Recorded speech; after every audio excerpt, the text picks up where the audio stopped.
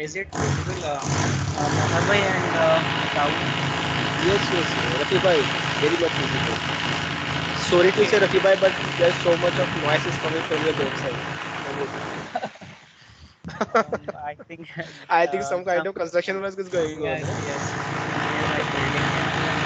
Oh God. And just Daud bhai, are as you facing the same issue? Yes, just yes, as I'm facing the same issue.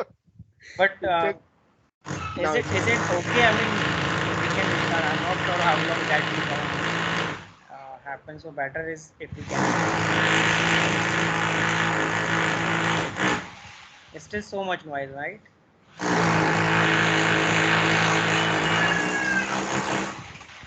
Suddenly it start. When we have started this meeting, that time there's no noise is coming, but now it's Yes. clear. Now it's everything is clean. Okay. Okay. So first topic is how to define multiple values. Okay. If we have different variables. Okay. Uh,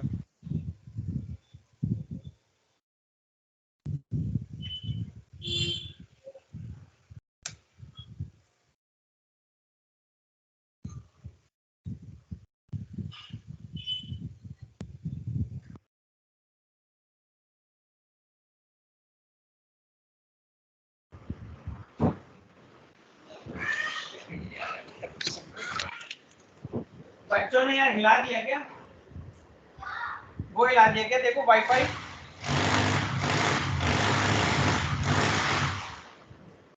एक It's okay.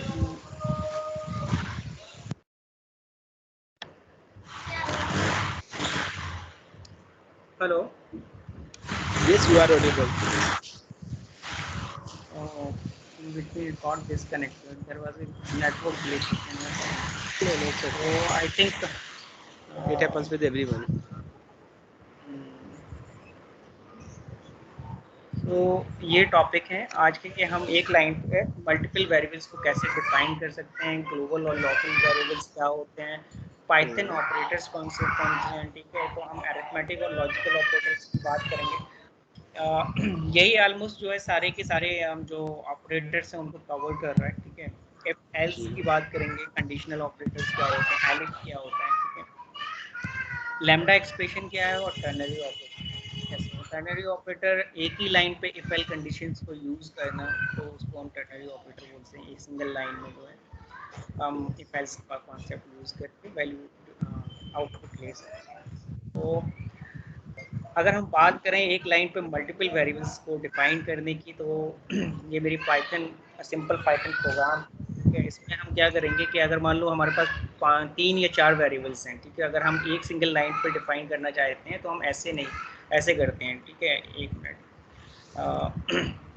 ये जैसे जावा के अंदर तो इस तरीके से लिखते हैं, बी इक्वल टू मान लो 23 है और सी इक्वल टू मान लो आपका 30 कुछ वैल्यू है. अगर आप एक लाइन पे आप करेंगे डिफाइन, तो इस तरीके से डिफाइन नहीं होगा पाइथन के अंदर. ये आपको एरर देगा. अगर आप इसको रन करेंगे तो ये आपको सिंटेक्स एरर, मेरे ख्याल से कंपाइल टाइम पे आपको देखो सिंटेक्स की एरर दे रहा है, ठीक है.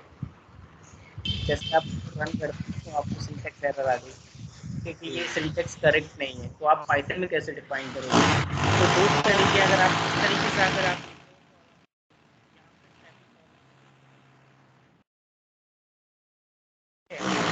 तो ये आपको कोई एरर नहीं, ये आपका सिंटेक्स करेक्ट,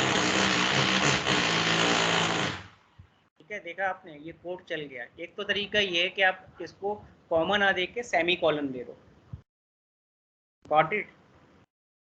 और जी. दूसरा तरीका ये है कि अगर आप मल्टीपल वेरिएबल एक ही लाइन पे डिफाइन करना चाहते हो, तो आप ऐसे लिख सकते हो ए कॉमा बी कॉमा सी, ठीक है. आपने ऐसे लिखा, बाद इक्वल टू करके आप जो है वैल्यूज दे सकते हो 20.30, 50. तो ये आपके ABC की वैल्यू डिफाइन हो गई, ठीक है. ठीक है.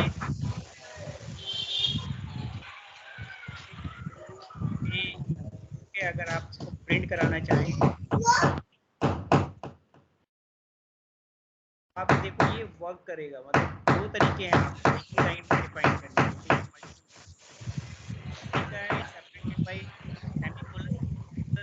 कि आप सारे वेरिएबल्स को एक साइड पे कॉमा सेपरेट करके बाद असाइनमेंट ऑपरेटर कि आप अब सारी असाइन फाइन एक ही line,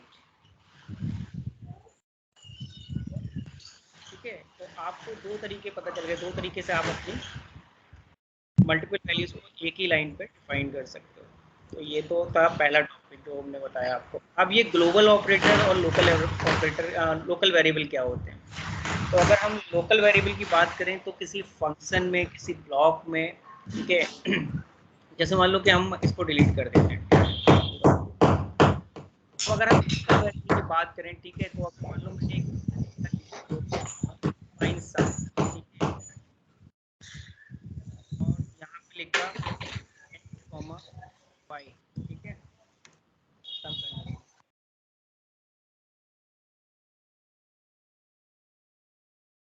give me a moment, इसमें मैं कोई पैरामीटर पास नहीं कर रहा हूँ, मैं यहाँ पर दो वेरिएबल ले रहा हूँ, x की वैल्यू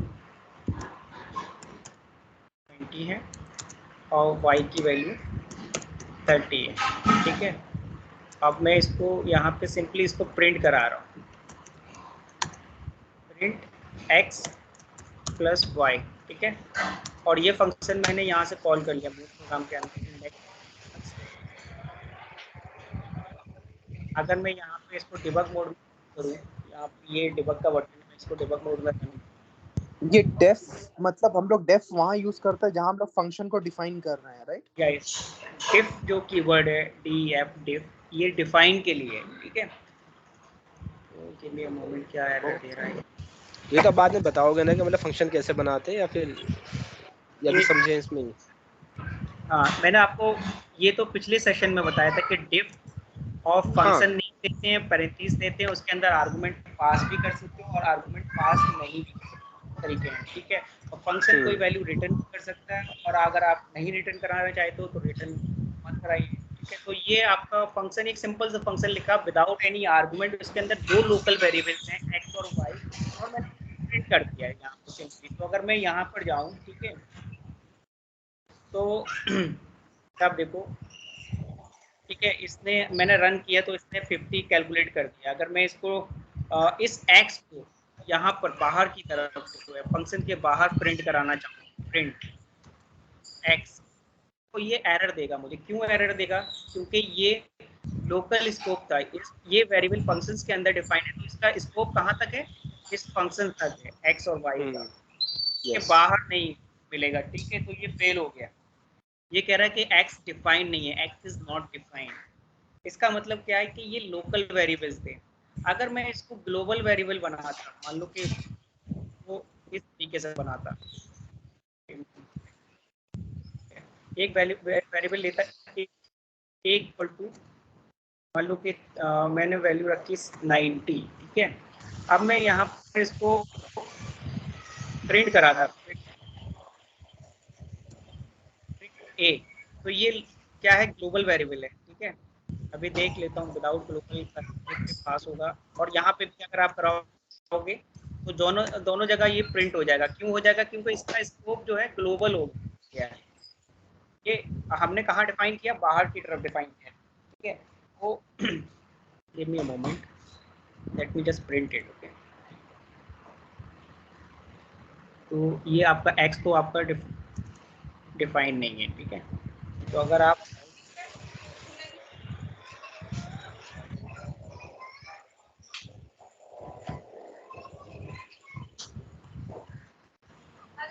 F7 करोगे, F7 से आप फंक्शंस के अंदर जाओगे, तो आप देखो ये F8 करता जा रहा हूँ, F8 ने देखो वेरिएबल उठा लिया। ये ग्लोबल वेरिएबल आप देखो अगर तो फंक्शंस के बाहर है, लेकिन इसका स्कोप क्या है? Throughout the program. आप पूरे प्रोग्राम में, ये प्रोग्राम जो चल रहा है इसमें ए को आप एक्सेस कर सकते हो, क्योंकि ये ग्लोबल डिफाइन हुआ है, यानी बाहर की तरफ डिफाइन है, फंक्शन से बाहर है, यानी मेन प्रोग्राम में। तो मेन प्रोग्राम में तो जाहिर सी बात है जितने भी मेथड होंगे वो सब इस वेरिएबल को एक्सेस कर सकते हैं इस प्रोग्राम के।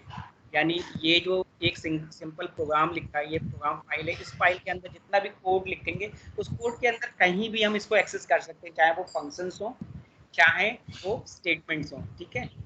Got it? तो ये global yes variable, global variable. अभी आप यहाँ पे देखो, ये बाहर की तरफ भी हम इसको एक्सेस करेंगे, तो अभी हम ये देखो, ये पूरा फंक्शन कॉल हो गया, इसके बाद भी हमने इसको प्रिंट कराया तो इसने फिर से 90 पढ़ लिया। यानी सबसे पहले इसने क्या प्रिंट कराया, ये वाला, जब फंक्शन कॉल हुआ तो ये इस स्टेटमेंट को एग्जीक्यूट किया, इसने 90 प्रिंट किया, इसके बाद सम किया, और ये वाली स्टेटमेंट को 50 प्रिंट किया लोकल वेरिएबल का समेशन करके, और उसके बाद फिर दोबारा इस स्टेटमेंट को इसने प्रिंट किया, फिर से इस वेरिएबल को। तो दो जगह, मतलब फंक्शंस के अंदर भी हमने इसको एक्सेस किया और फंक्शंस के बाहर भी, प्रोग्राम लेवल पे, ठीक है। ये हो गया कि यस ग्लोबल वेरिएबल है, ये थ्रू आउट द प्रोग्राम कहीं भी हम एक्सेस कर सकते हैं। ये इस फाइल के अंदर, इस फाइल के अंदर जितना भी कोड लिखा होगा उसमें ये एक्सेस होगा। अब आता है जब हम वो लेटर स्टेज में आपको बताएंगे कि एक फाइल का ग्लोबल वेरिएबल हम दूसरी फाइल में कैसे एक्सेस कर सकते हैं। तो ये थ्रू आउट क्या होता है कि वो उसका स्कोप क्या हो जाता है, फिर थ्रू आउट की आपके जो एप्लीकेशन हो उसमें आप वेरिएबल को यूज कर रहे हो। आपको मोटा मोटा समझाने का तरीका ये था कि भाई वेरिएबल है तो उसमें फाइल में भी हो सकता है आप एप्लीकेशन लिख रहे हो, उस एप्लीकेशन में आप उस वेरिएबल को बार बार यूज करना चाहते हो तो आप वो यूज कर सकते हो। उसमें क्या होता है, पर्पस ग्लोबल वेरिएबल का ये होता है कि आपको एक बार उसमें कोई वैल्यू स्टोर करनी है, और आप चाहते हैं कि इस वेरिएबल के अंदर वो वैल्यू तब तक स्टोर रहे जब तक कि आपके प्रोग्राम में वो यूज ना हो जाए थ्रू आउट द प्रोग्राम। क्योंकि मल्टीपल जगह पे आपको मान लो वही वैल्यू यूज करनी है मल्टीपल फाइल सेट्स के अंदर, तो आप वो कैसे करोगे? इसके लिए आपको फिर क्या होता है, ग्लोबल स्कोप में डिफाइन करना पड़ता है वेरिएबल, ठीक है। तो ये ग्लोबल और लोकल का कॉन्सेप्ट था। अच्छा, अभी आपने लाइन बाय लाइन कैसे एग्जीक्यूट किया था, एक बार बता दीजिएगा कैसे? F7 क्या बताया था, F8? देखो यहाँ पर जो रन है, इस रन, ठीक है, रन पे हम्म, जब क्लिक किया मैंने तो आप देखो यहाँ पे डिबग एक्शंस आ रहे हैं, ठीक है, डिबगिंग जी। एक्शंस, ठीक है। तो अभी मैं इसको डिबग मोड में पहले खोलता हूँ, इसको रन करा रहा हूँ प्रोग्राम को यहाँ से डिबग मोड में, ठीक है। ये बटन बनाया डिबग का, हाँ ठीक है। ये क्लिक हुआ। इसके बाद अगर आप यहाँ पर देखो, आप इसके डिबगिंग ऑप्शन सारे एक्टिव हो गए, तो आपको ये बता रहा है डिबगिंग एक्शंस में कि आपको स्टेप बाय स्टेप चलना है, F8 प्रेस करना है, फोर्थ अच्छा स्टेप पर इस ऊपर इस स्टेप को बाहर निकालना है फोर्सफुली, तो आपको ये वाला कमांड देना पड़ेगा, ऑल्ट शिफ्ट F8। अब अगर आपको इसके अंदर जाना है, स्टेप इनटू, यानी ये फंक्शन था कि इसके अंदर जाना है, तो आपको क्या करना है, F7। हाँ F7 करना है। अगर स्टेप इनटू माई कोड जाना है, मान लो इससे क्या हुआ कि आप जो इनबिल्ट लाइब्रेरी है, इनबिल्ट लाइब्रेरी के अंदर चले गए, मतलब जो ये जैसे अच्छा पाइथन की अपनी लाइब्रेरीज होती है, ठीक है, डिबग करते हुए आप उस कोड में चले गए, ठीक है, जो कि मतलब लाइब्रेरीज होती है ना, बहुत सारे हम मॉड्यूल्स एक्सपोर्ट करते हैं, ठीक है। पांडा तो मान वांडा लो जैसे होती है। अंडा अंडा लाइब्रेरीज होती हैं, या फिर मान लो हम्म, कि जो पाइथन का जो कोड लिखा हुआ है इनबिल्ट मतलब एरर वगैरह का, उसमें डिबग करते हुए चले गए। उससे बाहर आने के लिए आप क्या करोगे, तो आप उससे बाहर आने के लिए ये वाला एक्शन है, ऑल्ट शिफ्ट F7 प्रेस करोगे तो उस कोड से बाहर आके अपने कोड में आ जाओगे, जहाँ से आप उस कोड में गए थे, ठीक है, उस अच्छा तो पोजीशन। लाइब्रेरी के अंदर चले गए थे तो बाहर निकलेंगे हाँ, बाहर निकलने के लिए आपको ये है ऑल्ट शिफ्ट शिफ्ट F7, तो F7। Step into my code, तो अपने कोड में वापस आ जाओगे, ठीक है।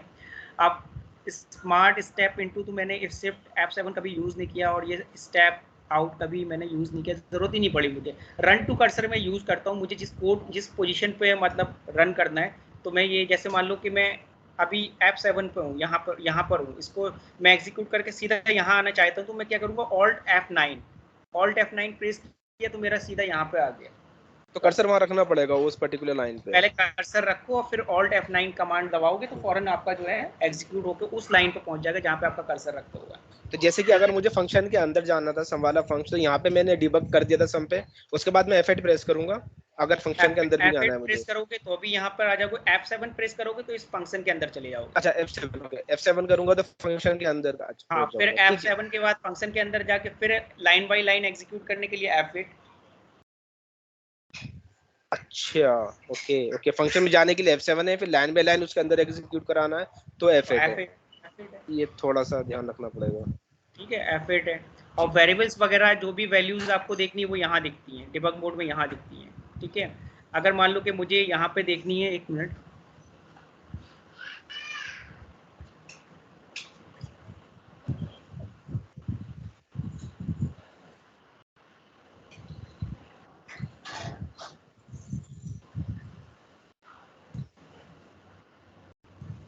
ठीक है।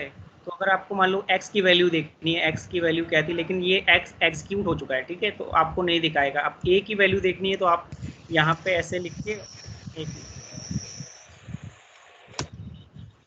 a देखो आपको दिखा दिया इसने, तो आप यहाँ से कर सकते हो, ठीक है। न्यू वॉच ये प्लस करके है, प्लस पे जाके आप यहाँ पे प्लस करके आप प्लस साइन पे क्लिक करोगे। प्लस साइन पे क्लिक करने के बाद देखो ये बन गया। इसमें आपको जो भी देना है, ठीक है, जैसे आपने कोई भी वेरिएबल होता तो उसकी वैल्यू आप यहाँ पर जैसे टाइप कर सकते हैं, कोई भी वेरिएबल नेम होता, ठीक है, वाई ले एक्स वाई लेते हैं, जेड। वाई ले हाँ, वो लेते लिख हैं, के आप वाई एंटर बना भी मार देते रखा है तो उसकी हमने। वैल्यू अगर आपको डिबग करे हुए होते तो आपको यहाँ पे मिल जाती।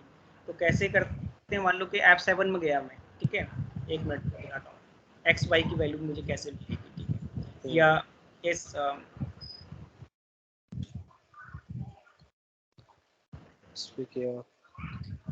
डिबग कोड में गए, रन किया, इसको ऐप 7 किया, ठीक है, प्रोग्राम के अंदर पहुँच गए। तो चूंकि देखो एक्स और वाई मैंने दोनों चला दिए, ठीक है। अभी मैं एक्स की वैल्यू देखना चाहता हूँ तो मैं सिंपली लिखूंगा एक्स। ये तो अभी सिंपल सा प्रोग्राम है इसलिए ये आपको बहुत इजी लग रहा है, लेकिन जब बहुत अंदर मान लो कि थाउजेंड लाइन ऑफ कोड तुम एग्जीक्यूट करके चले गए प्रोग्राम के अंदर, अब वहाँ पर पहुँच के आपको कोई वैल्यू दे पढ़नी है कि क्या आ रही है, तो एक तो तरीका पाइथन में सबसे अच्छा ये है कि यहीं पर दिखा देता है पाइथन, ठीक है, कि उस वेरिएबल की वैल्यू क्या है।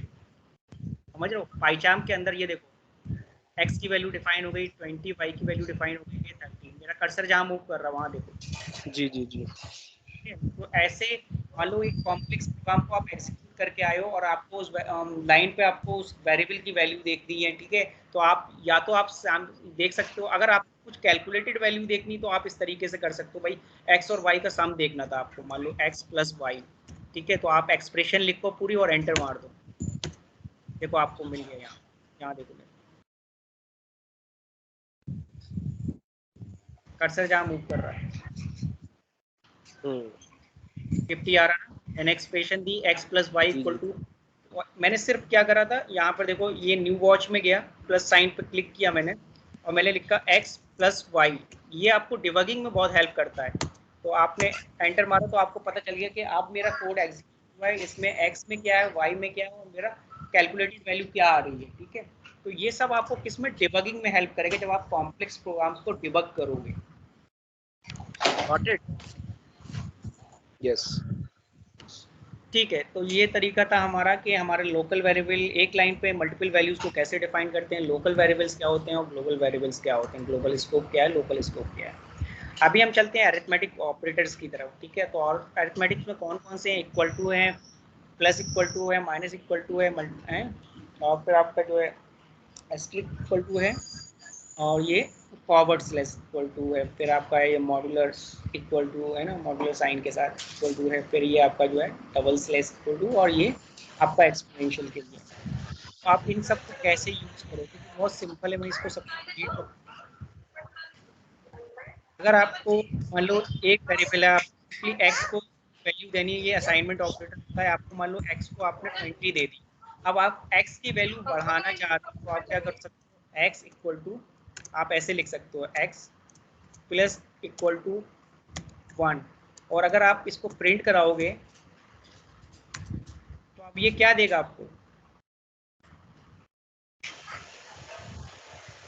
x नॉट इक्वल टू 1,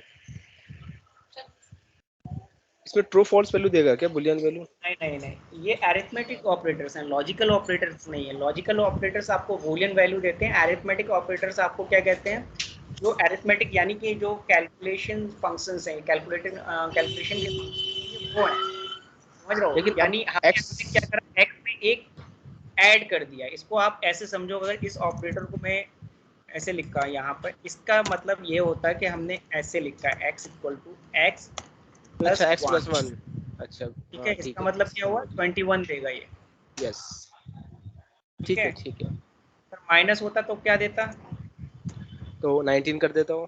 19 कर देता। अगर ये मल्टीप्लाई होता, मल्टीप्लाई तो बाई अगेन 2, 20 देगा, अच्छा देन 40। 40, ठीक है। अगर ये थोड़ा एक्सप्रेशन याद ध्यान रखने पड़ेंगे, माइनस अगर ये ये डिवाइड हो रहा है, हाँ, तो ये क्या देन देगा, 10। 10 देगा। अभी आपको 10 प्रिंट करके दिखाता हूँ ये 10 कैसे देगा। क्वोशिएंट वैल्यू कैसे आएगी। देखो ये कैसे दे रहा है, डेसिमल फॉर्म में दे रहा है, ठीक है। अगर मैं इसको डबल स्लाइस कर दूं तो क्वोशिएंट वैल्यू किस में आएगी, मतलब 2 डेसिमल प्लेसेस पे हो जाएगा, मतलब ऐसे ही, मतलब मैं इंटीजर में, रैंडमली बोल रहा हूँ, इंटीजर अच्छा होल अच्छा नंबर में इंटीजर आएगी, दे देगा। बढ़िया है। ठीक है, होल नंबर। तो आप इन सब पैरामीटर्स को याद रखिएगा, ठीक है। तो हमने यहाँ तक देख लिए, ये देख लिया, असाइनमेंट देख लिया, प्लस इक्वल टू देख लिया, माइनस, मल्टीप्लाई, परसेंटेज ना, परसेंटेज रहेगी। परसेंटेज देखेंगे और ये एक्सपोनेंशियल देखेंगे। तो परसेंटेज क्या है, ये आपका ये परसेंटेज, ये मॉड्यूलर ऑपरेटर होता है। ये आपको क्या देता है, अगर आप इसको ऐसे लिखोगे, ये आपको क्या देगा, ये आपको देगा रिमाइंडर। तो अगर मान लो ये 20 है तो रिमाइंडर क्या आएगा, 0 जीरो ही 0 आएगा। रिमाइंडर कुछ। कुछ नहीं देगा, आपको क्या देगा, 0 ब्लैंक। देगा, ठीक है। जीरो 0 दिया इसने, इसका रिमाइंडर कुछ बचा ही नहीं तो 0 दिया इसने। अगर मान लो 21 होता तो क्या देता, यानी होता है 0.5।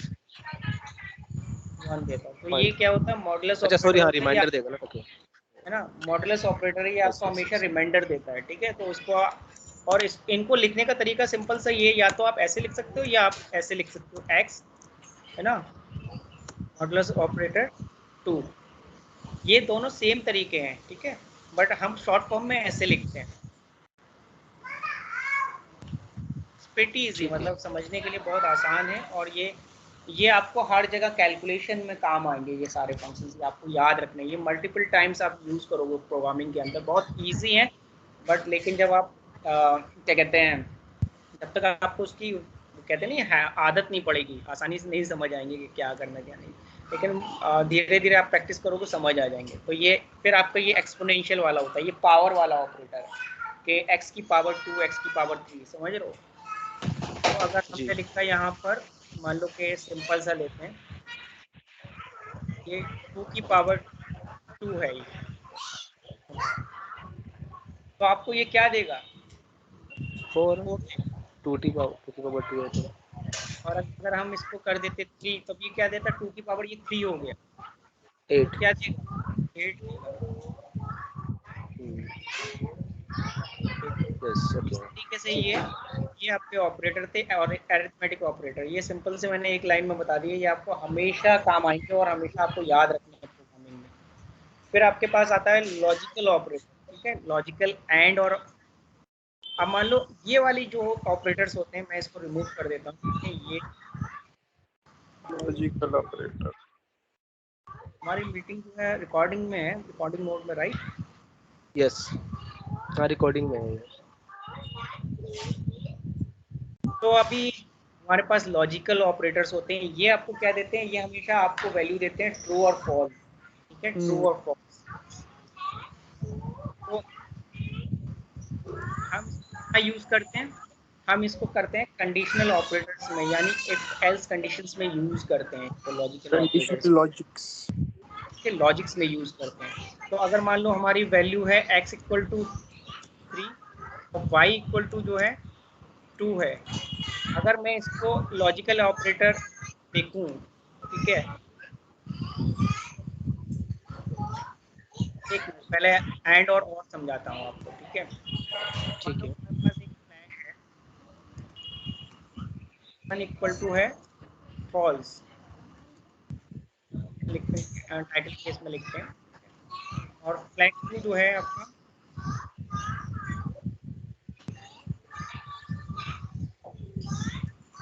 ये भी आपका फ्लैग जो है दोनों फॉल्स हैं, ठीक है। इफ एल्स कैसे यूज करते हैं, इफ दिखा रहा हूँ आप। मान लो कि फ्लैग वन इक्वल टू, तो आपको क्या देगा ये, फ्लैग 1 इक्वल टू ट्रू। ठीक है। हम कर रहे हैं मान लो कि एक्स वाई जेड, ठीक है, एक सिंपल सी स्ट्रिंग करा रहे हैं, क्या ये प्रिंट होगी, नहीं नहीं होगी, होगी, एल्स में क्यों, जाएगा, क्योंकि क्योंकि जो हमने फ्लैग तो 1 है वो फॉल्स है। वैल्यू क्या है, क्योंकि फ्लैग False 1 है। Is not equal to true और हम लोग फ्लैग 1 का वैल्यू फॉल्स अगर हम फ्लैग फ्लैग अरे इक्वल टू हाँ फॉल्स कर देते हैं हाँ तब क्या एक करेगी? तो प्रिंट करेगी नहीं करेगी?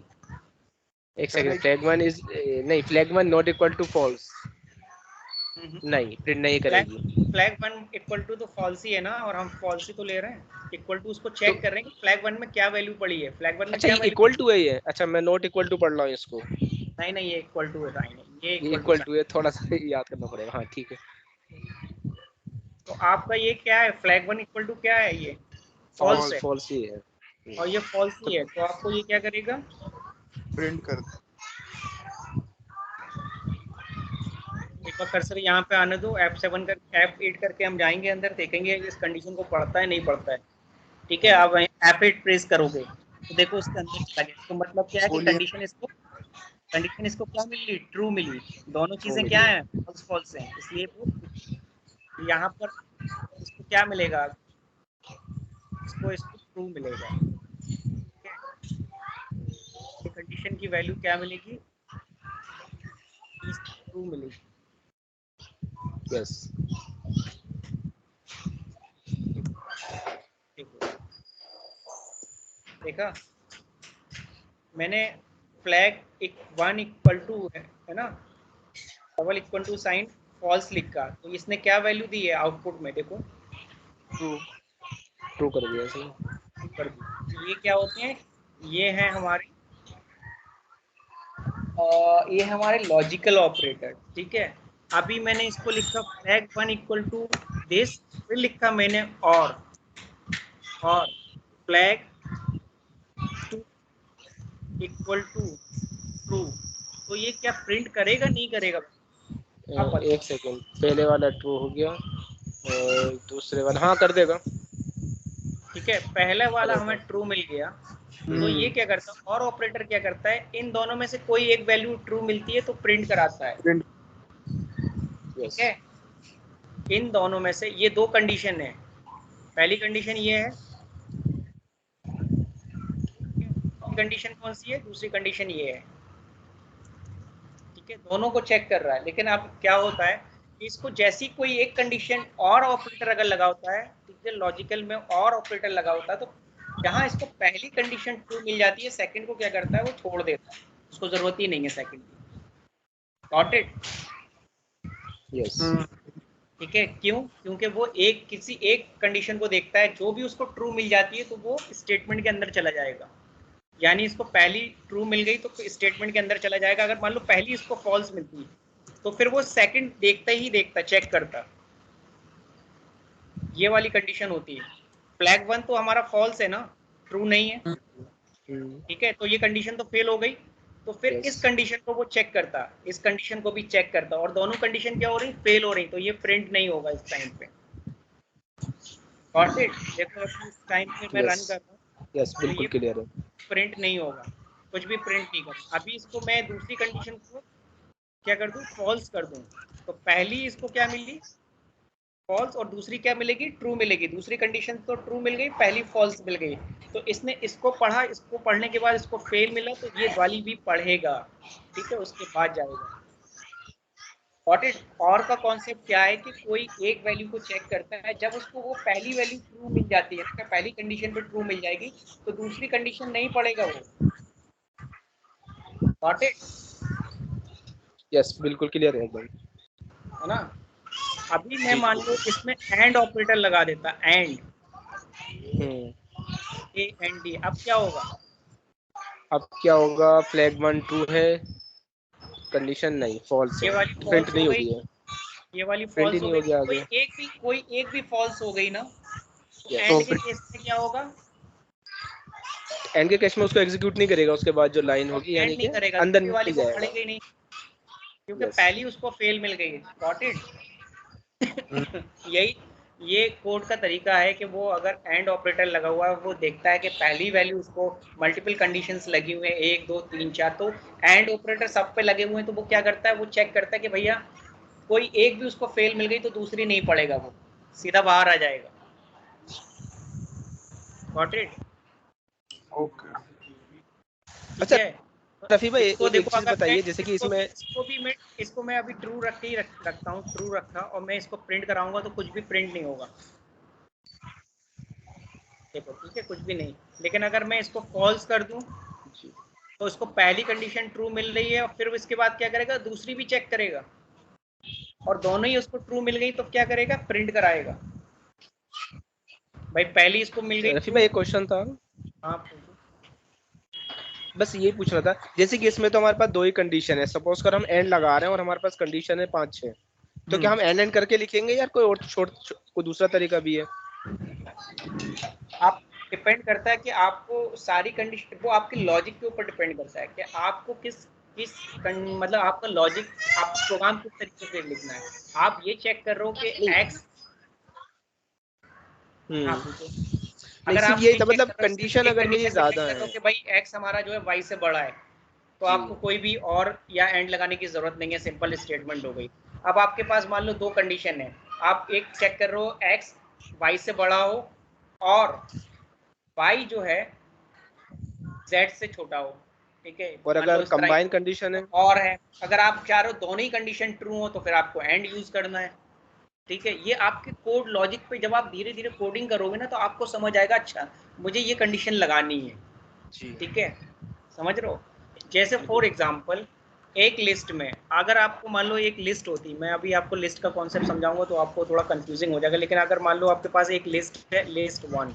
ठीक है, और आप इसमें देख रहे हो, इसमें लिस्ट वन के अंदर मान लो आपके पास वैल्यू पड़ी है 23 और 40। ठीक है, और आपके पास एक लिस्ट है,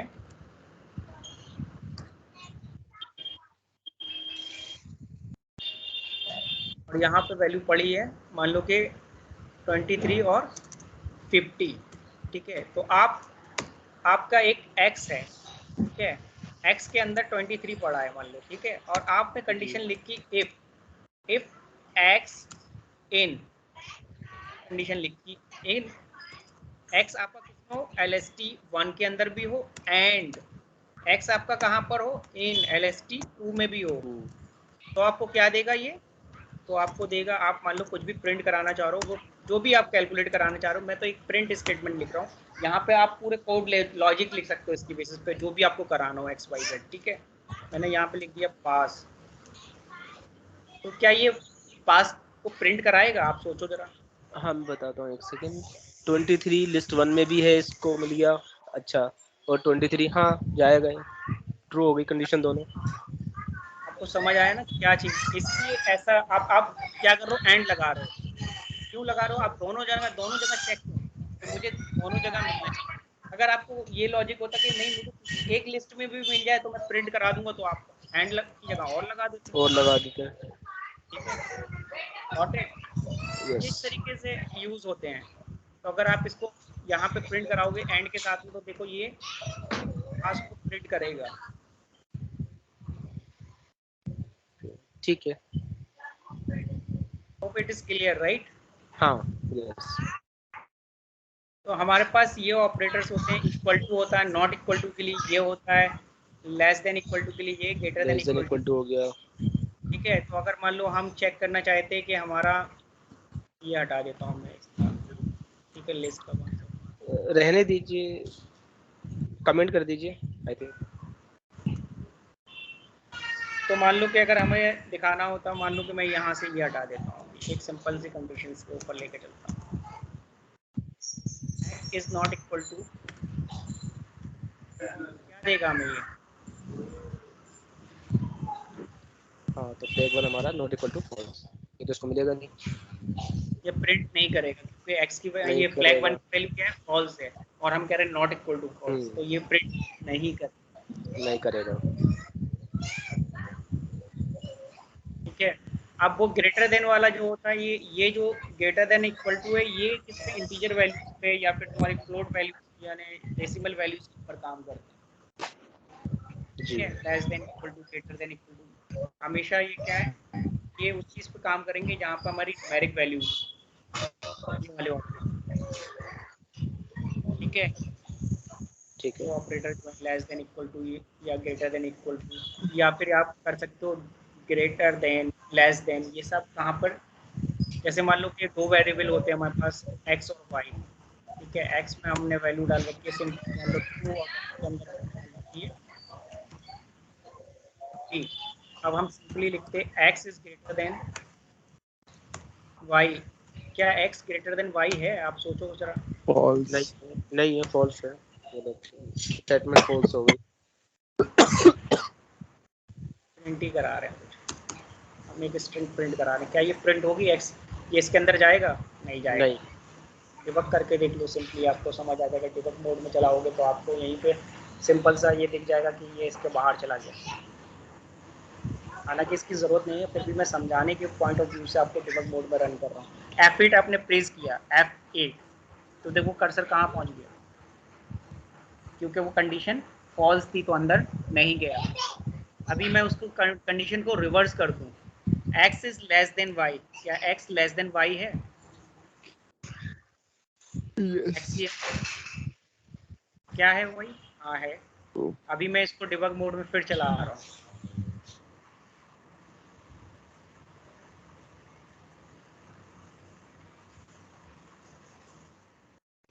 चला गया अंदर? हेलो? जी जी। है ना? तो सिंपली ये है कि भाई वो कंडीशन चेक कर रहा है, ठीक है। उसको कंडीशन अगर ट्रू मिलती है, जैसी इस कंडीशन का आउटपुट ट्रू आएगा, हमेशा याद रखो ये कंडीशन का आउटपुट ट्रू आएगा तो इसमें जाएगा। अगर मैं यहाँ पर एल्स स्टेटमेंट लिख दूँ कि भाई एल्स, ठीक है, प्रिंट, तो मैं मान लो यहाँ पे लिख दूँ, एक मिनट, यहाँ पे लिख दूँ यस और यहाँ पे लिख दूँ नो, ठीक है। तो अब ये बताओ यस प्रिंट होगा या नो प्रिंट होगा इस कंडीशन पे? यस प्रिंट x होगा। इज लेस देन यस होगा, यस। यस प्रिंट होगा। अगर मैं इसको रिवर्स कर दूं तो नो प्रिंट होगा। तो तो नो नो हो प्रिंट जाएगा, होगा। ग्रेटर देन होगा। तो एक्स वाई से बेसिकली बड़ा जो नहीं। है उसको हम लोग मतलब हम लोग कमांड ये बेसिकली ये दे रहे हैं कि अगर x is greater then y है तो आप यस प्रिंट कर दो, अदरवाइज आपके पास दूसरा ऑप्शन है, आप नो प्रिंट कर दो। हाँ ठीक है, सिंपली तो ये आपका इफ एल्स कंडीशंस होती हैं, ठीक है। तो हमने इफ एल्स भी कवर कर लिया कि इफ एल्स क्या होता है, ठीक है। जैसे इसके अंदर अगर 3 वेरिएबल होते हैं रफी भाई, हम्म। इसमें अगर 3 वेरिएबल होते हैं, हम जी को भी ले लेते हैं, जी में एक वैल्यू डाल देते हैं तो 10 या वो 5 कुछ इफ भी, यूज कर और सकते उसको थे। आपस में कंपेयर करा के हम चेक करते हैं कि वो इज द लार्जेस्ट वैल्यू। हम्म। हाँ तो कर एक जेड सकते हैं। वेरिएबल ले, तो उसमें यहाँ पे क्या कैसे करते हैं, मतलब एक बार करना, आप जरा जेड की वैल्यू डालना, कुछ एक हम वेरिएबल लोग और बना दीजिए। इफ एल्स और एल्स यूज करके उसको बना सकते हैं ना। नहीं एक ही फंक्शन में एक ही, मतलब इफ में कैसे बनाएंगे? तो आप देखो अब ऐसे हमें करते अब हैं, इसमें चाहिए लार्जेस्ट वैल्यू, चाहिए हमें इसमें। लार्जेस्ट वैल्यू चाहिए ना, तो आपको ऐसा करना जी पड़ता है एक्स वाई से ही बड़ा है। अगर मान लो जी को हम देखते हैं, ठीक है, तो एक्स में डाल लो, लेट्स सपोज एक्स में हमने डाल ली वैल्यू 20, तो हमें लार्जेस्ट वैल्यू चाहिए थी x is greater then y and x is greater then z, Z. अच्छा ऐसा, ओके। ठीक है। x y से भी बड़ा है और x z से भी बड़ा है, हम्म। तो x क्या है? लार्जेस्ट है।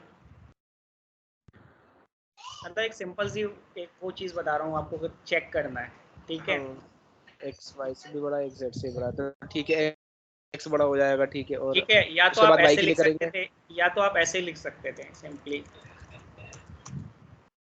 जैसे मान लो x y से बड़ा है, ठीक है, तो आप यहाँ ठीक पे है। लेते एक वेरिएबल लेते लार्ज करके, मान लो हमने लिया एल लार्ज, ठीक है। इसमें हम क्या डाल देते, x अगर y से बड़ा होता तो हम क्या डाल देते, x की वैल्यू डाल देते। अगर अच्छा मान लो ठीक कि है।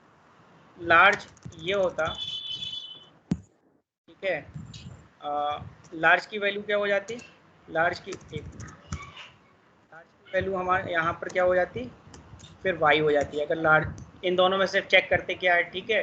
फिर उसके बाद हम क्या करते हैं, एक वेरिएबल लिख लेते हैं लार्ज, ठीक है, और लार्ज में पहले वैल्यू डाल लेते ताकि इसका ग्लोबल वो रहता है, ठीक है। लार्ज की वैल्यू हमने डाल ली 0, ठीक है। अभी लार्ज की वैल्यू 0 थी, तो अगर मान लो हमने, ठीक है, ये क्या हो रहा है, इफ कंडीशन हाँ ये बल्ब सा क्यों बन के रहता है ये एक दिन सोच हाँ रहे पूछ कुछ रहे नहीं अभी। तो ये हमारा जो है लार्ज की वैल्यू क्या आएगी, अभी देखो लार्ज की वैल्यू इस वेरिएबल में आ गई, एक्स वाई में से जो भी बड़ा होगा वो उसको उठा के ले आएगा, ठीक है। हम उसके बाद देख सकते थे, फिर कंडीशन लगा सकते थे, इफ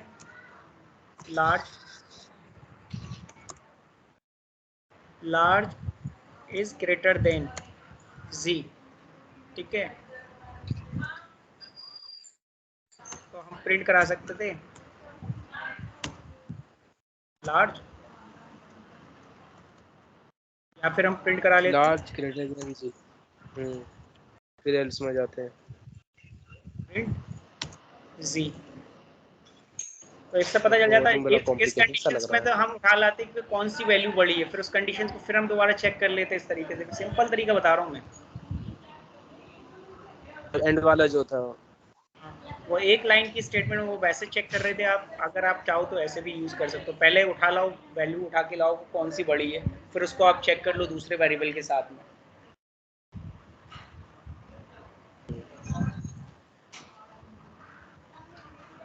गॉट इट। ठीक है। ठीक है चलो हम देखते हैं इसको ट्राई करके। इस तरीके से आप लॉजिक आप अपने दिमाग के अंदर रखोगे कि मतलब आपको क्या करना है, कैसे यूज करना है।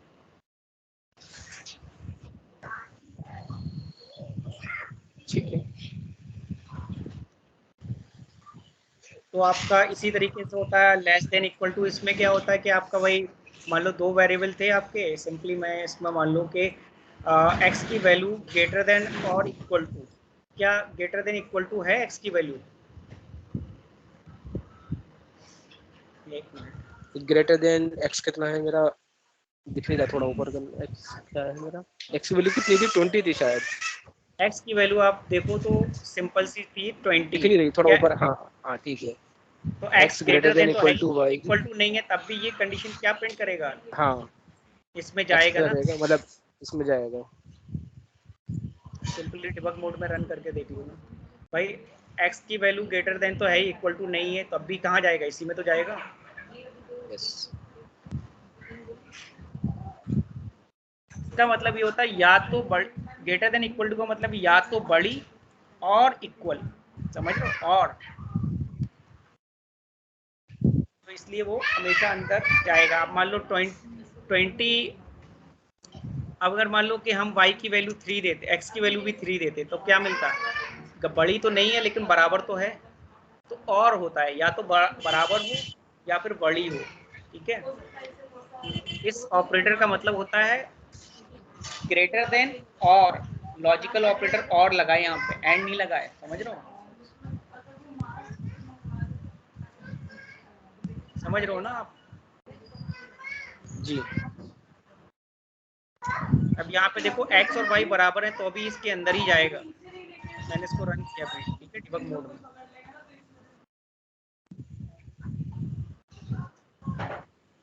ये बहुत सिंपल है, ठीक है। दोनों वैल्यूज बराबर होगी तो अभी अंदर आएगा, अगर बड़ी होगी कंडीशन ट्रू होगी, कोई एक भी कंडीशन, या तो वो दोनों कंडीशन चेक करता है, ठीक है, और के साथ में या तो बड़ी होनी चाहिए या फिर इक्वल होनी इक्वल टू। चाहिए, ठीक है। तो जो इनके बीच में ये इस इंटरनली इसके अंदर जो बिल्ड किया गया है ना ये लॉजिकल ऑपरेटर, उसमें क्या लगा है, अंदर दो कंडीशन लगी है, उनके बीच में और लगा है। Got it. ये जो ऑपरेटर बना है इसके पीछे जो कोड लिखा गया है पाइथन के अंदर, उसके अंदर क्या लगा है, उसके अंदर दो कंडीशन के बीच में और लगा है, और या तो हमें ग्रेटर देन मिले या फिर हमें इक्वल टू मिले, समझ जी गए ना? क्लियर है बिल्कुल, जी भाई बिल्कुल क्लियर है एकदम। ठीक। अभी इसी तरह से लेस देन इक्वल टू होगा, हाँ सिमिलर हो गया बिल्कुल सेम है। ठीक है। It's quite simple.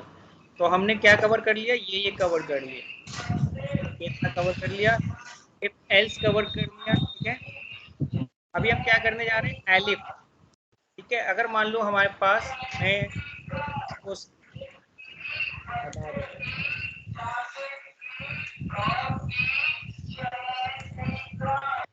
देता हूँ, कोई जरूरत नहीं है, ठीक है। आप सिंपली मान लो कि हमें एलिफ यूज करना है, तो एलिफ क्या होता है कि हमारी, हम करते हुए आ रहे हैं कंडीशन चेक करते हुए, ठीक है।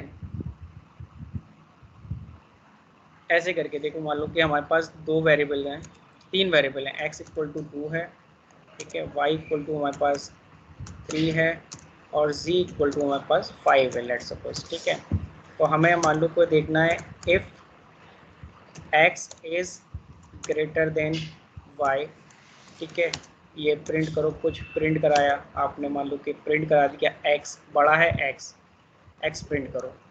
अगर नहीं है, ठीक है, तो एलिफ लिखोगे। दूसरी कंडीशन में भी आप लिख सकते हो एलिफ, ठीक है, एलिफ में मान लो कि आपने दिया कि x is greater then z, ठीक है। इसका मतलब है कि अगली कंडीशन, ये एक ही स्टेटमेंट चल रही, ये एक ही ब्लॉक है, अलग अलग ब्लॉक नहीं। अगर मैं यहाँ पे इफ़ लिख देता तो ये स्टेटमेंट फिर इसके बाद नीचे लिखता, ठीक है, ये लिख लेता मान लो के। तो ये क्या है, ये दो अलग अलग सेट ऑफ स्टेट ब्लॉक हैं, ये पूरे 2 अलग अलग इफ ब्लॉक हैं। Got it? Yes. Separate block condition है और ये एक सेपरेट ब्लॉक कंडीशन है।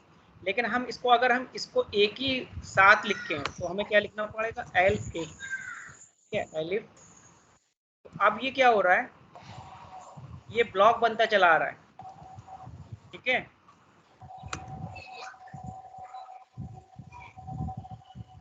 प्रिंट करा दो, प्रिंट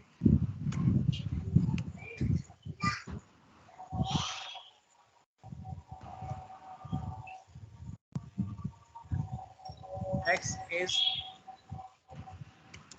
नॉट लार्ज, मान लो आपने ये लिखा नॉट लार्ज, ठीक है। इसको स्ट्रिंग बनाना पड़ेगा, स्ट्रिंग के लिए इसको कन्वर्ट करना पड़ेगा, ठीक है, आपको प्रिंट कराने के लिए आपको स्ट्रिंग बनानी है। समझ आया? तो ये क्या है, ये पूरी एक ब्लॉक ऑफ स्टेटमेंट है, समझ रहे हो? ये तरीका होता है कि जी। मतलब अगर आपको एक पूरी एक ब्लॉक ऑफ स्टेटमेंट लिखनी है, आप कंडीशन चेक करते चले आ रहे हो, ठीक है, तो ये एक ब्लॉक ऑफ स्टेटमेंट है। इस तरह से आप एलिफ को यूज कर सकते हो। तो अगर हम देखें एक्स क्या वाई, यहाँ पे मैं लगाता हूँ ब्रेक पॉइंट। अब आप देखिएगा ये क्या करता है।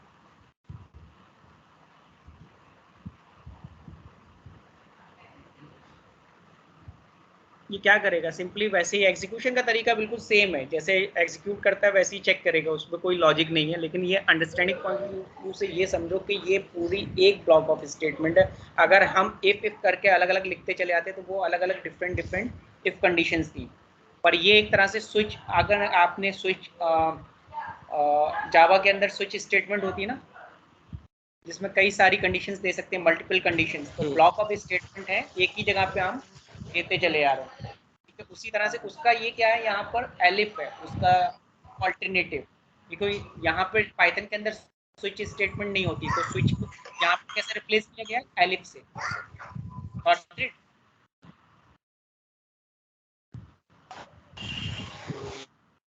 ठीक। जावा के अंदर हम स्विच स्टेटमेंट ऐसे लिखते थे ना, गिव मी अ मोमेंट, जैसे हम लिखते थे, मान लो कि स्विच लिखा, ठीक है, स्विच के अंदर हमने कोई वेरिएबल डाल दिया x, ठीक है, और फिर उसके बाद हम यहाँ पर ऐसे लिखते थे, ठीक है, x इक्वल टू, मान लो कि वहाँ पर ऐसे लिखा जाता था x इक्वल टू 1 है वैल्यू, ठीक है, तो उसके बाद यहाँ पर कुछ प्रिंट करा देते थे। मान लो वहाँ पर जो भी प्रिंट की स्टेटमेंट होती थी, सिस्टम डॉट आउट डॉट, है ना, print system dot print dot out, है ना, इस तरह से कुछ स्टेम उसके अंदर फिर हम लिखते थे। जावा में लिखते हैं इस तरीके से, प्रिंट आउट किया, मान लो कि हमने ये हमने x को प्रिंट करा दिया, ठीक है, यहाँ पे, और मान लो फिर अगर x की वैल्यू 2 आई तो ये वाली वैल्यू प्रिंट करा दी, ठीक है, x की वैल्यू 2, ऐसे फिर उसके अंदर ब्लॉक में लिखते थे, ये ब्लॉक स्टेटमेंट चलती थी यहाँ, ठीक है, तो स्विच ब्लॉक बन जाता था ये, ठीक है, इसके अंदर। तो यही तो कंडीशन चेक करते थे वहाँ पे, और इसी तरह से बाद में जाके डिफ़ॉल्ट, है ना। जावा आपने पढ़ी है?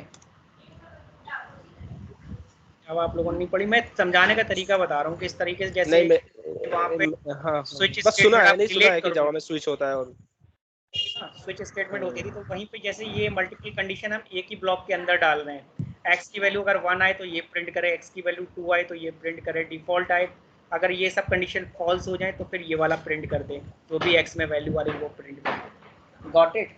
तो इस तरीके से होती थी। तो यहाँ पर भी हम क्या कर रहे हैं, हम सिंपली सेम ही चीज कर रहे हैं यहाँ पे, लेकिन हमारे पास क्या है, उसका ऑल्टरनेटिव क्या है, एलिफ। Got it? तो ये क्या कर रहा है, ये पहले चेक कर रहा है एक्स की वैल्यू वाई से बड़ी है। अभी चेक करेगा कि भाई एक्स की वैल्यू वाई से बड़ी है। एक मिनट, अगर मैं यहाँ पर कंट्रोल है, आप देखो एक्स की वैल्यू क्या वाई से बड़ी है, नहीं है, तो ये फॉल्स हो गया। इसने कोई देखो सीधा स्टेटमेंट कहाँ गया, अंदर चला गया। एफ8 मैंने मारा, एक्स जो है कह रहा है एक्स की वैल्यू बड़ा है 6। नहीं, इसमें भी क्यों चला गया, इसमें तो नहीं जाना चाहिए था। एक्स की वैल्यू वाई से बड़ी नहीं है, एक्स की वैल्यू जेड से भी बड़ी नहीं है। ये क्यों गया वहाँ,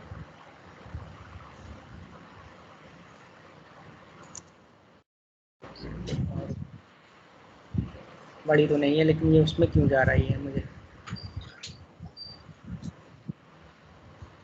लेकिन हाँ इसने उसमें भी प्रिंट जाना नहीं करा है, प्रिंट नहीं करा है। हाँ अब गया है सही, वो कुछ पंगा था उस टाइम पर, ठीक है, कोड में। वही मैं कहूँ यार कि उसमें क्यों चला चाहिए। गया। ठीक है। ठीक है, इसमें देखो 2 इज नॉट कोई लार्ज। नहीं। ठीक है, हाँ 2 इज नॉट लार्ज। तो सिंपल सी ये चीज़ है, ये कि ये भी एक स्विच स्टेटमेंट एक तरह से। ठीक है, elif is the replacement off switch, is a alternative off switch statement in Python. Okay, ये एक ऑल्टरनेटिव है। ठीक है, तो ये इस तरीके से हम यूज़ करते हैं। अब लैम्डा ठीक है। एक्सप्रेशंस क्या होती हैं, लैम्डा एक्सप्रेशन। तो लैम्डा एक्सप्रेशंस मान लो कि अब मैं इसको सबको डिलीट कर देता हूँ, मेरे पास कंट्रोल Z, एक मिनट, मैं इन 3 वेरिएबल्स को रखता हूँ। ठीक है, और इसके बाद ये पूरी स्टेटमेंट को डिलीट कर देता हूँ।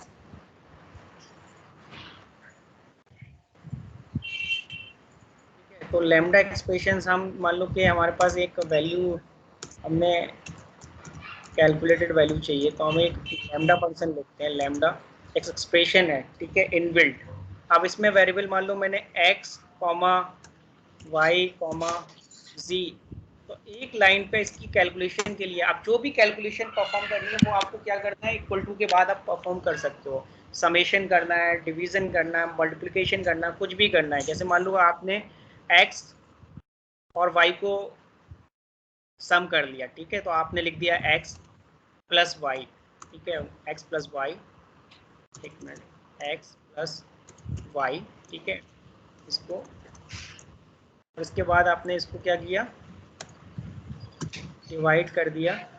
x और y कितना हुआ, 5 ना, और z से आपने इसको डिवाइड कर लिया, क्या वैल्यू आएगी कैलकुलेटेड, 1 1 आएगी। 1 आएगी ना। तो अब इस लैम्डा एक्सप्रेशन को अगर आप करना चाह रहे हो, ठीक है, प्रिंट, तो आपको लिखना पड़ेगा कैल्क। ठीक है, इसके अंदर फिर आपको वेरिएबल पास कराने पड़ेंगे, इट्स लाइक ए फंक्शन, ये आपको ये वेरिएबल पास कराने पड़ेंगे उठा के। ये आपका लैम्डा एक्सप्रेशंस होती हैं। Got it? इससे like it's a kind of function. ठीक है, ये जो वेरिएबल बना है, ठीक है, ये जो आप लिख रहे हो इस वेरिएबल में आपको चाहिए, एक तरह से एक फंक्शन हो गया। ठीक है, इसमें आपको आर्गुमेंट पास कराने पड़ेंगे, ये आर्गुमेंट। तो ये एक लैम्डा एक्सप्रेशन की कैलकुलेशन, इस तरीके से लैम्डा एक्सप्रेशन हम यूज करते हैं कैलकुलेशन के लिए। ये तो हम वैसे ही कर लेते, इसको लिखने की जरूरत ही क्या थी लैम्डा की। अगर मैं लैम्डा वाला पार्ट हटा के जो लिखा था आपने बाद में लास्ट इक्वल टू वाला, अगर मैं वो यूज करता हूँ तब भी वही वैल्यू आएगी। हाँ, लेकिन वो कहीं कहीं पे लैम्डा आपका मतलब यूज करना पड़ता है, तो मैं आपको उस पॉइंट ऑफ व्यू से समझा रहा हूँ। अच्छा अभी मुझे मतलब हम प्रैक्टिकल तो वही उसका सोचा था कि एग्जांपल तो याद, हाँ प्रैक्टिकल एग्जांपल याद नहीं आ रहा है। ठीक है, लेकिन मैं उस तरीके से समझा रहा हूँ कि ये कहाँ कैसे यूज होती है। ठीक है, अब हो सकता है इसका प्रैक्टिकल एग्जांपल आपको मिल जाए, मैंने इसको यूज ही नहीं करता हूँ, मुझे ज़रूरत नहीं पड़ती इसकी, क्योंकि मेरा तो ऑटोमेशन का काम है। अभी ये जैसे अगर आप मान लो वो यूज़ करते हैं टिंटर, कोई कोई डेवलपमेंट है, ठीक है, हम्म, पीके इंटर करके, पीके इंटरफेस में आपको क्या होता है कि अगर आप इवेंट के अंदर या उनके अंदर की जो है वैल्यूज पास कराते हैं, तो वहाँ पर लैम्डा जो है डिफॉल्ट लेता है कि लैम्डा एक्सप्रेशन आपको वहाँ पे देनी है, तो आपको लैम्डा यूज ही अच्छा करना पड़ेगा। समझ रहे हो, कहीं कहीं पे जब आर्गुमेंट आपको कोई फंक्शन वैल्यू रिटर्न कराता है इवेंट में, तो आप वहाँ पर लैम्डा के थ्रू ही वैल्यू पास कराते हो। ठीक है, वहाँ आपको लैम्डा एक्सप्रेशन ये स्टेटमेंट लिखनी पड़ती है, ये लैम्डा लिखना पड़ता है। ठीक है, तो वहाँ उसका प्रैक्टिकल यूज है। बट हमारे जी ग्रुप जी में जी। क्योंकि हम ऑटोमेशन का काम करते हैं, हमें जरूरत ही नहीं पड़ती यार, हम तो अपना मैट लॉजिक लिखा और उसमें जो भी लिखना है लिख लेंगे, जरूरत नहीं पड़ी। लेकिन हम समझाना चाह रहे हैं कि कैसे ये काम करता है। ठीक है, तो अगर आप इसको जी देखें, क्लियर है बिल्कुल एकदम। ठीक है, तो आप क्या है कि भाई ये वैसे तो समझ में आ गया, कैलकुलेट, वैसे तो कोई कंफ्यूजन नहीं है। ये कॉलन होता है, इक्वल टू नहीं होता, बल्कि ये कॉलन होता है। ठीक है, तो अभी आप देखो ये क्या देगा आपको।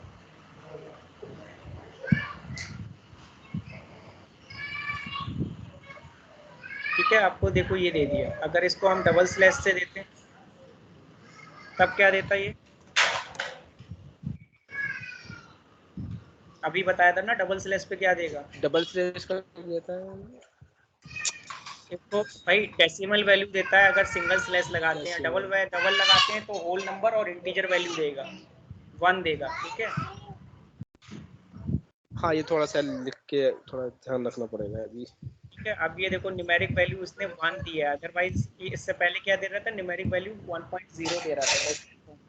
अब क्या दे रहा है, होल नंबर दे रहा है और इंटीजर दे रहा है। ठीक है, तो ठीक है, ये चीज। सिंगल सिंगल से डेसिमल आता है, डबल से इंटीजर आ जाता है। ठीक है, अभी इसी लेमडा एक्सप्रेशन को आप फंक्शन में भी यूज कर सकते हो। कैसे यूज कर सकते हो, अगर मान लो आपने एक डिफाइंड फंक्शन लिखा, सम इक्वल टू, आपने एक वेरिएबल पास किया एन, और उस वेरिएबल को आपने यहाँ पे लिखा रिटर्न और लिखा लेमडा। ठीक है, लेमडा, और आपको मान लो A colon A plus N, और आपने यहाँ पर statement A plus N variable pass कराया था, 1 मिनट। ठीक है, और आपने यहाँ पे कैलकुलेटेड आप लिखा कैल, और आपने कैल्क के अंदर क्या किया,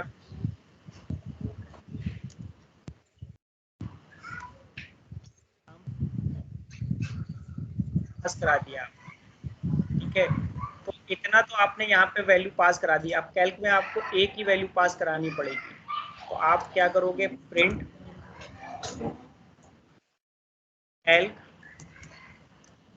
आप क्या पास कराओगे, अभी ए पास नहीं हुआ, सिर्फ एन पास हुआ यहाँ तक। दो तो ये एन की वैल्यू 2 तो लिख दी है, अभी आपको मान लो कि ए की वैल्यू पास करनी है, आपको पास करा दी। अब ये क्या देगा आपको, 10 + 2 12 देगा ना। ये कैल्क फंक्शंस की तरीके में से यूज कर सकते हैं। अब आप ऐसे देखो ना, सिंपली ये फंक्शन था ना, ये फंक्शन के अंदर आपने एन की वैल्यू तो पास करा दी, ये फंक्शन है ना, आपने यहाँ पे फंक्शन कॉल हो गया।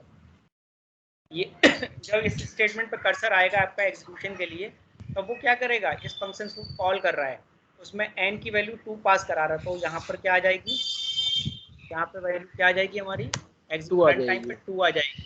अब हमें ए तो अभी भी पास नहीं हुई ना, तो ए पास कराने के लिए हमने यहाँ पे कैल्क, ये फिर लैम्डा एक्सप्रेशन ऐसी बन गई ना इधर, जैसे ये है पूरी। ओके। देख, इसमें लैम्डा एक्सप्रेशन में हमें ये पास कराने पड़ते थे ना, तो हमारे पर यहाँ पर लैम्डा एक्सप्रेशन क्या बन गई, ये इस तरह से बन गई।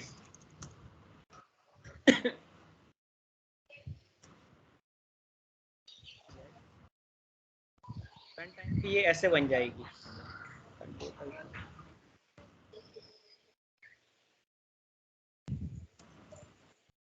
ये रन टाइम पे ऐसे बन जाएगी, समझ रहे हो। हमने जब सम इक्वल टू 2 पास करा दिया, तो ये यहाँ पे ये बन गई। ठीक है, तो अब ये बन गई तो इसको सिमिलर हो गई ना, ये दोनों इसी जी तरीके से हो गई। इसमें कौन सा वेरिएबल पास कराना पड़ेगा, ए। हम जो पास करा रहे हैं यही तो पास करा रहे हैं। गॉट इट, हाँ नहीं आई ठीक है, होप इट वैसे इज समझ में आ क्लियर। गया लंबा। हाँ ये इट्स क्लियर। जैसे हमने यहाँ पे कुछ सम इक्वल टू 2 प्रैक्टिस पास करेंगे कराया आई था, थिंक थोड़ा सा और। सम इक्वल टू 2, तो ये इसके इक्विवेलेंट हो गया ये। अब गॉट इट, ऐसे समझ लो, समझाने के लिए मैं समझा रहा हूँ मोटा मोटा। रन टाइम पे ये ऐसे बन जाएगा, फिर उसके बाद आपका ये, तो फिर अगर आप इसको रन कर दो तो आप देखो क्या आ रहा है आउटपुट। देखो ठीक है, 12 आ गया ना। यस।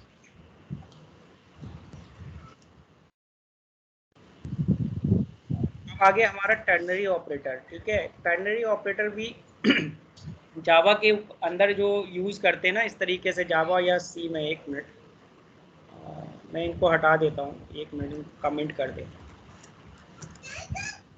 तो जावा में हमारा ऐसे यूज़ होता है ना कि if X is greater than 2 then आप कॉलन कर लेते हो, उसके बाद लिखते हैं एक्स और 2। इस तरीके से टर्नरी ऑपरेटर जावा में और सी में यूज़ होता है, ठीक है, अगर आपको याद होगा। एल्स की कंडीशन है ये, अगर एक्स हमारा जो है 2 से बड़ा है तो एक्स प्रिंट करो, नहीं तो 2 प्रिंट कर दो, ठीक है। इस तरह की कंडीशन रहती है जावा में। या सी प्लस प्लस में, अगर आपने सी या सी प्लस प्लस पढ़ी होगी तो उसमें टर्नरी ऑपरेटर एक लाइन पे यूज़ करने का तरीका ये होता है, हम टर्नरी ऑपरेटर बोलते हैं, एक ही लाइन पे इफ एल्स यूज़ करते हैं। लेकिन जावा पाइथन में कैसे यूज़ करते हैं, अभी मैं पाइथन का बताता हूँ। पाइथन में ऐसे यूज़ करते हैं, मान लो क्या ये एक्स प्रिंट करने से पहले, तो 23 if X is greater than Y else, ठीक है, 25, ठीक है। तो ये एक स्टेटमेंट है, ये अगर आप देखो तो ये कह रहा है कि अगर इफ मेरा x जो है y से बड़ा है तो 23 x में डाल दो, अगर नहीं है तो क्या डाल दो, 25 डाल दो। Got it. ये एक टर्नरी ऑपरेटर, टर्नरी स्टेटमेंट है, एक लाइन पे इफ एल्स यूज करने का तरीका, कि मतलब कंडीशन, हम इफ एल्स की कंडीशन एक ही लाइन में यूज कर रहे हैं। अभी हमारी वैल्यू क्या है एक्स वाई की, और अगर हम ये कैसे बताया आपने? अगर मेरा x, एक बार दोबारा बताना, अगर मेरा x बड़ा है y से तो क्या कर दो, क्या हो जाएगा इसमें? ये सिंगल स्टेटमेंट थोड़ा सा एक्स की समझ वैल्यू नहीं क्या आया। है, 2 है, वाई की वैल्यू क्या है, 3 है, यस, ठीक है। 2 है, बिल्कुल। ये वाली स्टेटमेंट से पहले ये एक स्टेटमेंट है, ये बता रहा है कि 23 डालना है अगर ये कंडीशन ट्रू है, और 25 डालना है अगर ये स्टेटमेंट फॉल्स है। तरीका अच्छा, होता है, ये कह रहा है, ये कंडीशन चेक कर रहा है और इसके लेफ्ट हैंड साइड पे जो वैल्यू पड़ी है वो डाल देगा अगर ये कंडीशन ट्रू मिलती है, एल्स 25 डाल देगा। अगर मैं एक्स को प्रिंट कराऊँ यहाँ पे, मान लो प्रिंट एक्स कराऊँ तो क्या मिलेगा मुझे बताओ। एक सेकंड रुको, x की वैल्यू इसमें 25 आएगा। क्योंकि एक्स क्या है, एल्स वाली कंडीशन इसमें, यस, क्योंकि x छोटा है ना y से। ठीक है। तो एक लाइन पे इफ एल्स यूज करने जी। का तरीका ये है, अगर मान लो कि हम लिख देते हैं यहाँ पे, मान लो कि ये होता है, हाँ मैं लिखता और यहाँ पे लिख देता राम इक्वल टू श्याम, तो एक स्ट्रिंग को मैं दूसरी स्ट्रिंग से मैच करूँ,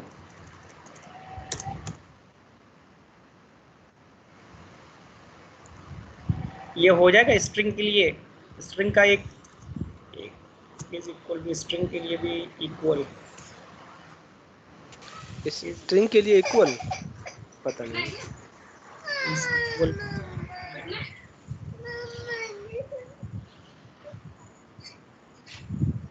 ठीक है। ऐसे स्ट्रिंग को चेक कर रहे हैं आप कि आपका क्या है, 25। ऐसे अगर दोनों ही स्ट्रिंग के अंदर स्ट्रिंग राउंड, स्ट्रिंग भी इक्वल टू कर लेते हैं ऐसे स्ट्रिंग को? हाँ स्ट्रिंग भी हो जाती है ऐसी, अगर दो स्ट्रिंग अगर आपस में इक्वल होती तब, ये देखो, अच्छा, हाँ, बराबर कर दिया। Ram equal to Ram. Yes. ठीक है। तो आपका ऐसा नहीं है कि वो, ये जो स्ट्रिंग, आपकी दो स्ट्रिंग इक्वल टू तो हो सकती है, लेकिन दो स्ट्रिंग को आप ग्रेटर देन लेस देन आप करोगे तो वो काम करेगा। देखो काम वन कर दिया, string one is less than equal to length लेनी पड़ेगी, ऐसे नहीं काम करेगा ये। लेंथ में तो फिर तो लेंथ में तो वो हो जाएगा कि नंबर ऑफ कैरेक्टर्स कितने हैं तब। नहीं, देखो कर इसमें गया। अच्छा, इक्वल टू लेस कर हो रहा है दिया, ना ये? लेस देन इक्वल टू अच्छा, भी कर रहा है, लेंथ वो अपने आप ही लेंथ कैलकुलेट कर ले रहा है, लेंथ देने की जरूरत नहीं है, ठीक है। अगर मैं इसको देखता राम कैरेक्टर और जोड़ दिए मैंने, इस ग्रेटर देन इक्वल टू, क्या ये वाली बड़ी है? तो वो अपने आप ही मेरे ख्याल से उठा लेगा। देखो 23 प्रिंट कर रहा है, यानी ये वाला ट्रू मिल रहा है ना इसको, ये वैल्यू ट्रू मिल रही है, इससे बड़ी है, ये स्ट्रिंग जो है इस स्ट्रिंग से बड़ी है। ठीक है, ऐसे तो नहीं है एस की वैल्यू को कैलकुलेट कर रहा हो, उसकी वैल्यू निकाल के उसको समम करके, नहीं वो लेंथ ये ही देख रहा है सिर्फ ये। लेंथ ही देख रहा है। तो लेंथ एक काम करो, और फिर आप अल्फाबेट अलग अलग लिखो, एक में एबीसी लिखो और एक में डीईएफ लिखो, और इक्वल टू प्रिंट कराएंगे। तो नहीं, हाँ, ये वो नहीं, ये तो कैरेक्टर चेक कर रहा है ना। अगर तुम ये एबीसी कैरेक्टर मैच लिखो, करा रहे हैं, लेंथ चेक करा रहे हैं? नहीं कैरेक्टर चेक करा रहा है एबीसी। ठीक है, ऐसा इसके कैरेक्टर चेक बराबर करा रहा है। कैरेक्टर चेक कर रहा है एबीसी, या तो इसके बराबर हो या बड़ी हो। ठीक है, तो ये फॉल्स मिलेगी। देखो कैरेक्टर चेक करवा रहा है, बिल्कुल मैच करा रहा है यानी कैरेक्टर कि। चेक करा रहा है और फिर उसकी लेंथ, मतलब लेंथ चेक करा रहा है कि ग्रेटर देन है। अगर मैं कैरेक्टर ऐसे इसको चेक करा रहा होगा, ए इक्वल टू डी और बी इक्वल टू ई, इस टाइप से। एक एक कैरेक्टर को चेक कर रहा है, दोनों के, डी एफ ही है। ठीक है, आप देखो हाँ, वैसे ऐसा कितना करते नहीं है, मतलब स्ट्रिंग को हम लोग ऐसा करते नहीं है, तो ऐसे ही है, गुड टू नो है। नहीं ठीक है, अगर हम डी एफ वन कर लें तो ये फेल हो जाएगी स्ट्रिंग, दोनों स्ट्रिंग मैच नहीं कर रही। ठीक है, लेकिन हम कराते हैं, ये ऐसी बात नहीं, स्ट्रिंग चेक कराते हैं ऑटोमेशन में भी। हमें कोई वेरिएबल है उसमें अच्छा, क्या कराते हैं। स्ट्रिंग है, हाँ कराते हैं। ठीक है, तो आपको अच्छा। इसकी लेंथ चेक करेगा और क्या चेक करेगा, इसके कैरेक्टर्स चेक करेगा। ठीक है, ग्रेटर देन इक्वल टू, ये सब आपके ऑपरेटर्स हैं। तो ये टर्नरी स्टेटमेंट तो टर्नरी ऑपरेटर कैसे यूज होता है वो आपको मैंने बता दिया, एक ही लाइन पे कैसे यूज करते हैं। ठीक है, अभी आज के लिए इतना ही रखें क्या? ओके।